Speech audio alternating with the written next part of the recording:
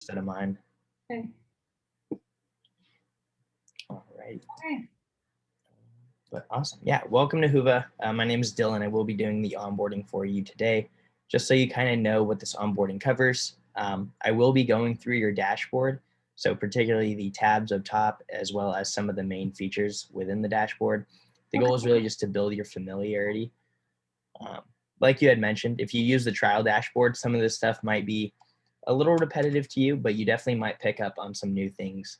Either way, if you do have any questions, feel free to stop me as we go, or I will also try to save some time at the end to answer any questions there. All right. And so the first place I will be starting today is this attendees tab, and there's just a couple things that I want to touch on. First is adding another person to be an admin. Here in admin settings, you can go ahead and click add admin, give us the first name, last name, email address. You will need to select an event admin role, but just know none of the privileges an admin has are affected by which box is checked here. We just recommend different features. Okay.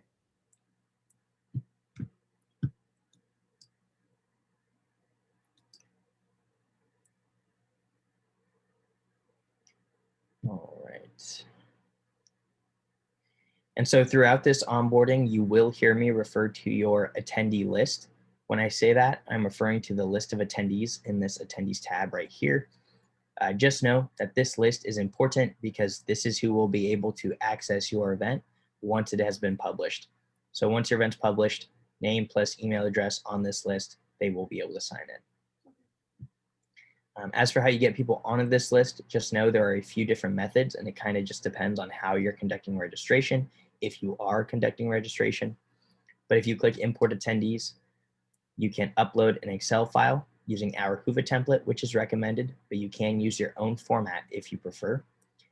If you are conducting registration externally using Eventbrite, RegFox, Constant Contact, or Cvent, you can directly sync with that platform and have them imported over.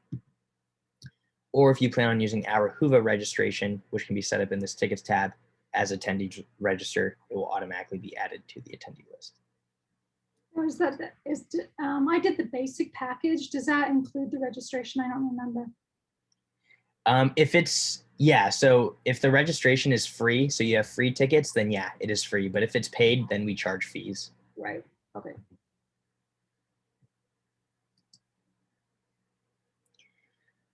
Right. And so you don't have to worry about publishing anytime soon, but when you are ready to publish the event, so in other words, you are ready to give your attendees the ability to sign in, you will need to publish it. You can do that here in this tab. Just click this green button and you'll know it's published because this yellow draft sign will turn into a green live sign. Okay. Yeah, and if you're at all curious if there's a right or wrong time to publish, we generally recommend 2 weeks. However, it is completely up to you when you would like to publish the event.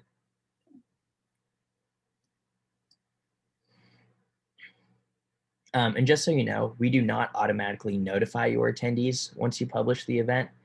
We do this because we like to give you, the organizer, the ability to conduct your own outreach. And so here in this Tools tab under App Adoption, App Download Email, you can do exactly that. This is a fully customizable email that you can send to everyone on your attendees list. And the goal is just to announce, hey, the event has been published. You can go ahead and sign in now. Just know that you will see our default template. Just know that the default template has the link to download the mobile application.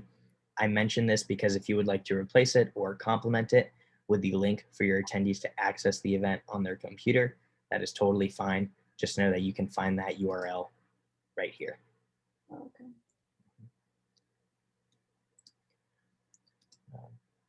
In the event that you need to moderate anything during the event, you can, starting down here with session Q&A. And what I mean by moderate, particularly for session Q&A, you will have the ability to pin questions. You will have the ability to mark questions as answered. You will also have the ability to delete questions. As for any posts in the community board, any comments made in the session chat, or any photos that are uploaded, you will have the ability to delete this content.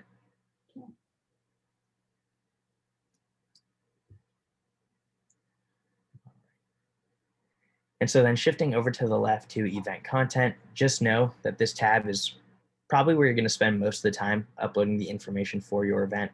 Starting off, we have the basics, so name, date.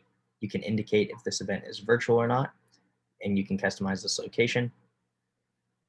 Right here for the description, this description will appear on your homepage. The homepage is the first page that an attendee sees whenever they log in.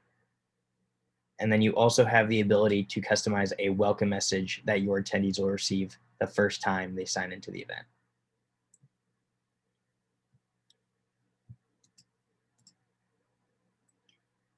All right. Below that here in the branding center, this is where you can upload the appearance aspects of your event. So the color scheme you can customize, and you can upload your own header images, one for the mobile app, and then an optional one for the web application. And then of course, a space to upload your logo, which I see you have done.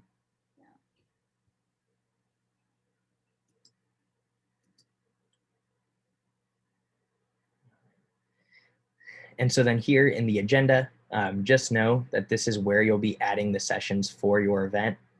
Just so you know what information we ask for when creating a session, the title, date, and time is required information. But after that, you do have the ability to input a description for the session. If you would like to customize and assign a track to a session, you can. A track is just like a label, an indicator of some sort. You can assign speakers directly to the session, and you can upload PDF documents to the session as well. Below that here, if you would like your attendees to answer a live poll during that session, you can do that. Go ahead and click Add Poll, and you can customize the content, so the answer type, the question, the response choices. You can prompt the users to answer it, the time that it opens, as well as result visibility.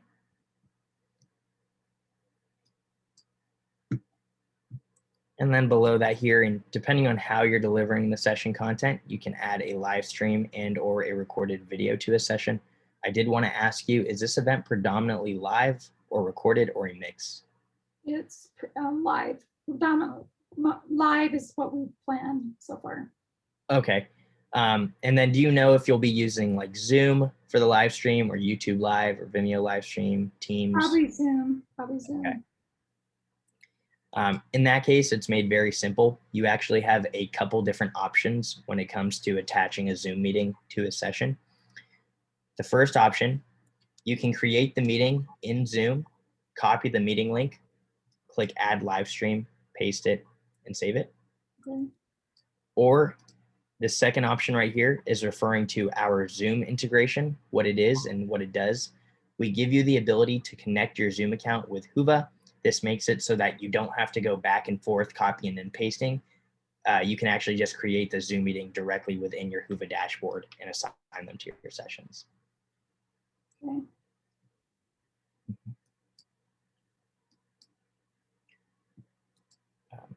Just so you know where that integration can be set up, if you would like to use it, here in Virtual Event Center, Advanced Stream Integration, you can click Connect your Zoom account. Yeah, I would think that's what we would do. Okay, perfect. And then just so you're familiar with what it would look like, you'll have the options here to create meetings. You can import specific ones from Zoom, and then you can easily assign them to your sessions. Okay.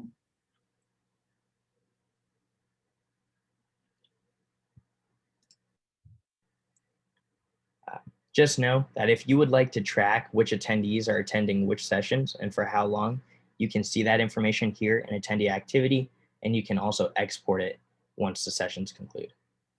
Okay.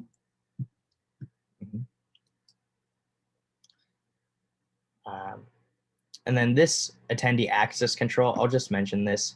If you would like to lock your session content until a particular time, you can do that here in set live stream and video link availability, particularly the second option. You can customize a specific amount of time before the scheduled start time of a session that the content becomes available to the attendees.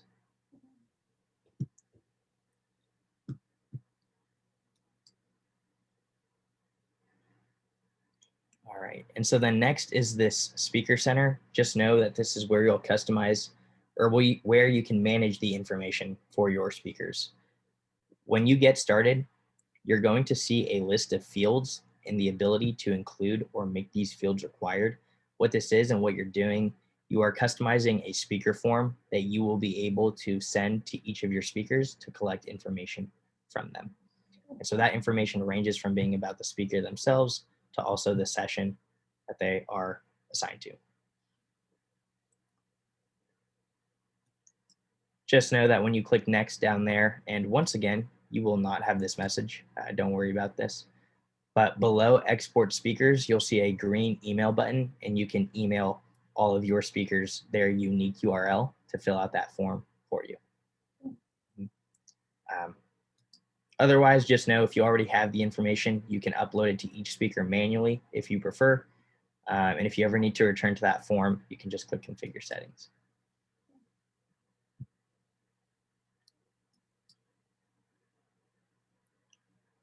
All right. And so then right here, moving to this Engage in Network tab, just know that these are the engagement features of our platform. The first one is announcements. So if you would like to send out any information to your attendees during the event, I recommend using this feature. You can send an announcement as an email and a push notification if you would like, and it can be scheduled for convenience.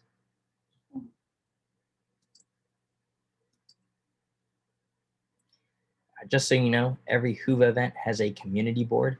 It looks something like this. It is a place where your attendees can partake in virtual meetups. They can engage in discussion topics as well as social groups. And so just know that you as the organizer do have control over this content. Right here, you can create meetups for the attendees. Down below that in discussion topics, you can create those, and you can also delete our default ones if you would like. And the same applies for social groups as well. Okay. Just know that our platform has two forms of feedback. It has session feedback, which is feedback that can be applied to particular sessions. But we also have surveys. Surveys are more general. This is good for like a pre-event survey, a post-event survey, something like that. Just know that we charge for hours. However, if you already use like SurveyMonkey, Google Forms, or Qualtrics, you can always attach an external survey link free of charge. Just title and URL.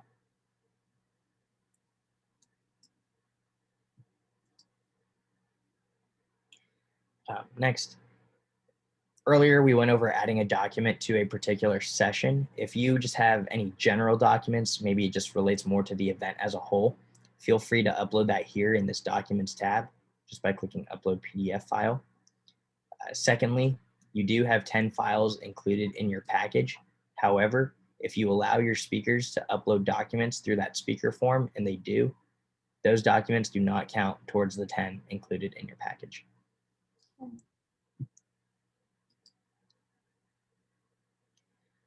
right. And then similarly, we went over adding a poll to a particular session, but if you just have a general live poll you'd like your attendees to answer, you can do that as well.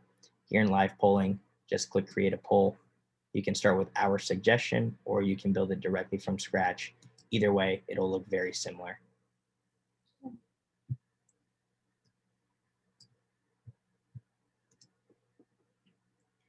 All right. And then just here in this event marketing tab, just know that this content is completely optional. You can use this if you would like, but you do not have to if you don't want to. What this is automatically generated external promotional material that we provide you. I'm going to use this agenda webpage as an example. But as you fill out your agenda and event content, you will start to see that information be formatted in accordance with the selected template, which can be changed right here. The bottom line is, if you would like to embed it on your website, or if you would just like to share it as a web page, if you click this blue button, you can copy the embed code we offer, as well as the URL to share it directly.